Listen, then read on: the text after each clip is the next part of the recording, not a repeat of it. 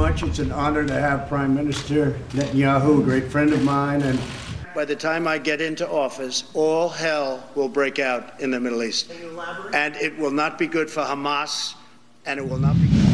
Kepercayaan yang disepakati segelintir pihak menyebut Israel tidak ada apa-apanya tanpa Amerika Serikat. Sebuah pernyataan bernada sepaket yang menyebut pengaruh AS tidak akan kokoh tanpa peran sentral Israel di Timur Tengah. Lalu, apa yang akan terjadi jika kedua pemimpin negara tak lagi sejalan? Faktanya, Presiden terpilih Donald Trump membuat keributan saat membagikan video anti Netanyahu baru-baru ini. Apakah Trump telah mengkhianati teman dekat dan sekutunya? Sebagai tanggapan, benarkah Perdana Menteri Israel sampai membatalkan kunjungan ke AS?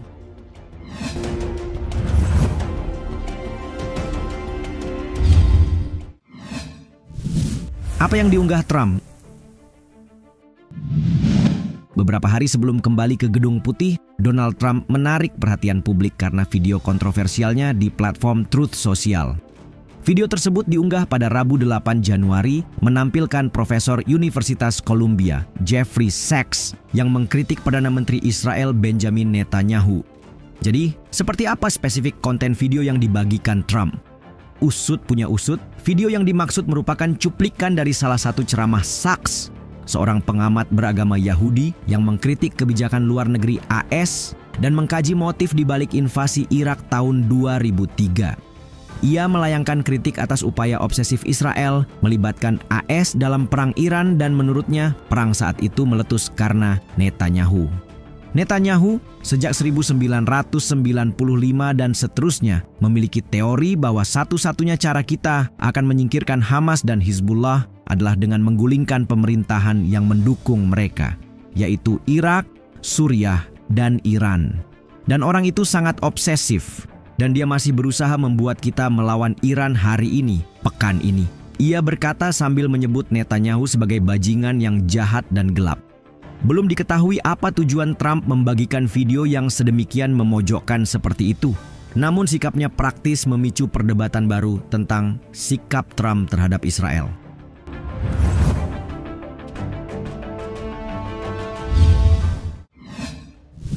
Sinyal Trump akan jauhi Netanyahu.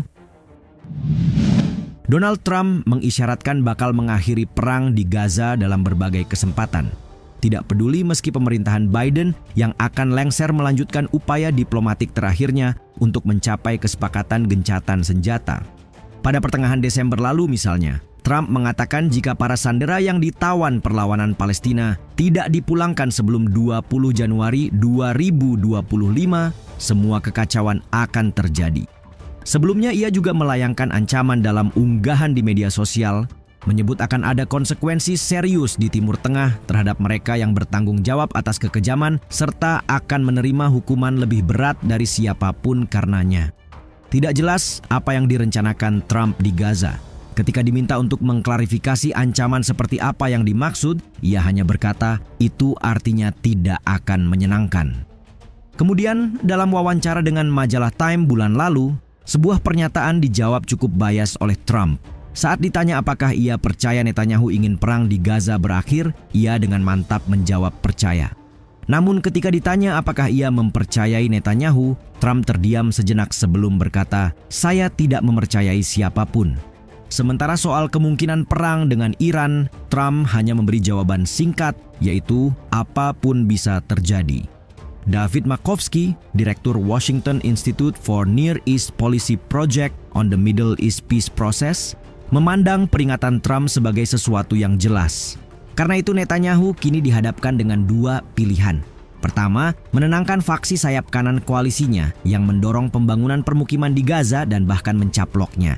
Kedua, menyenangkan Donald Trump.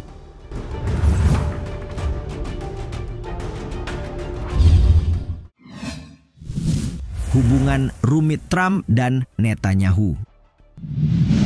Hubungan Trump dan Netanyahu secara historis memang cukup rumit. Hubungan mereka memang saling menguntungkan dan bersifat transaksional. Selama masa jabatan Trump sebagai presiden, ia memberikan kemenangan diplomatik bagi Netanyahu, salah satunya dengan mengakui kedaulatan Israel atas dataran tinggi Golan pada 2019 dan mendukung Abraham Accords dengan negara-negara Teluk. Namun, ketika Trump kalah dalam pemilu 2020, ia mengecam Netanyahu karena memberi selamat kepada Presiden Joe Biden. Dalam wawancara untuk sebuah buku yang dikutip Time of Israel, Trump menggunakan kata-kata umpatan untuk menggambarkan Netanyahu. Persetan dengannya, katanya sembari menuduh Perdana Menteri Israel itu tidak setia. Trump pun kerap mengkritik Netanyahu, baik langsung maupun tak langsung. Hanya saja dalam beberapa bulan terakhir, hubungan mereka tampaknya telah bergeser ke arah yang lebih positif. Netanyahu mengunjungi rumah peristirahatan Trump di Mar-a-Lago di Florida selama kunjungannya ke AS musim panas lalu. Selain itu, Netanyahu menjadi salah satu pemimpin dunia pertama yang menelepon Trump dan memberi selamat atas kemenangannya dalam pemilu. Kini penilaian Netanyahu dipertanyakan menyusul unggahan Trump yang secara eksplisit mengkritik Perdana Menteri Israel itu karena mencoba membuat AS berperang dengan Iran.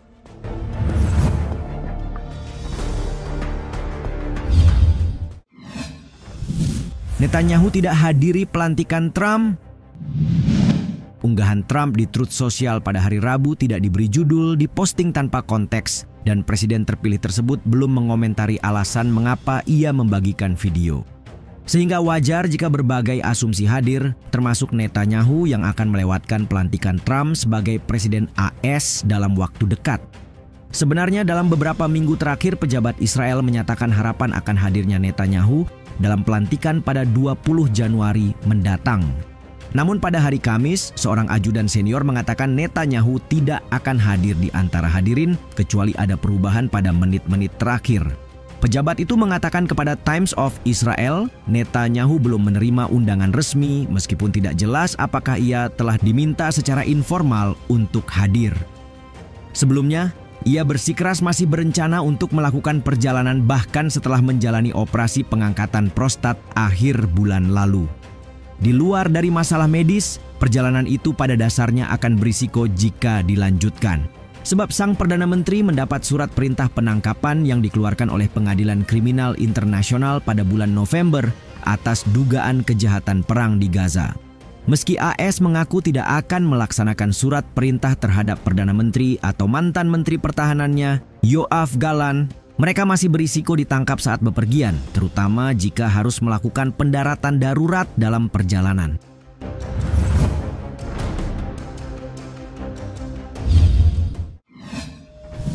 Obsesi Netanyahu terhadap Iran. Semua sumber ketegangan AS di Timur Tengah dialamatkan kepada Netanyahu, dan itu semua diduga karena obsesi Netanyahu terhadap Republik Islam Iran. Iran dianggap telah menjadi musuh eksistensial bagi Israel. Sama halnya ketika Iran meluncurkan rudal pada April dan Oktober 2024, saluran TV publik Israel segera mengutip seorang pakar menyebut Iran telah membuktikan kepada seluruh dunia bahwa mereka hanya tertarik pada satu hal, yaitu penghancuran Israel. Faktanya, kedua negara cenderung menunjukkan sentimen terang-terangan, menyusul aksi saling serang meski mereka menghindari konfrontasi langsung sebelumnya. Eskalasi pada tanggal 1 Oktober mengubah dinamika konflik di mana perang Israel melawan poros perlawanan bergeser, dengan Iran yang kini menjadi fokus utama.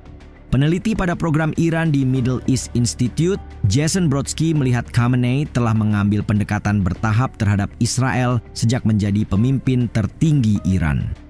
Di sisi lain, seorang prajurit dengan syarat anonim mengatakan kepada Lacroix bahwa Netanyahu terobsesi dengan Iran. Tetapi itu sebagian besar karena Iran terobsesi dengan kehancuran kita. Jika kita tidak menanggapi, mereka akan menginjak-injak kita. Prajurit cadangan berusia 26 tahun itu menegaskan. Naftali Bennett, mantan Perdana Menteri pada 2021, dan tokoh sayap kanan Zionis religius juga mengomentari serangan Iran. Kita perlu menyerang kepala gurita teror yang dalam kepengecutannya mengirim tentakelnya untuk membunuh kita. Katanya di X, mengacu pada proksi Iran di Gaza, Lebanon, Yaman, dan lainnya.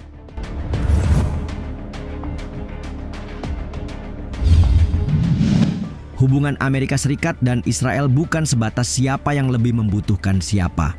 Karena itu, apapun yang terjadi ke depannya, sikap dari masing-masing pemimpin akan menentukan arah hubungan dari kedua negara bersekutu ini.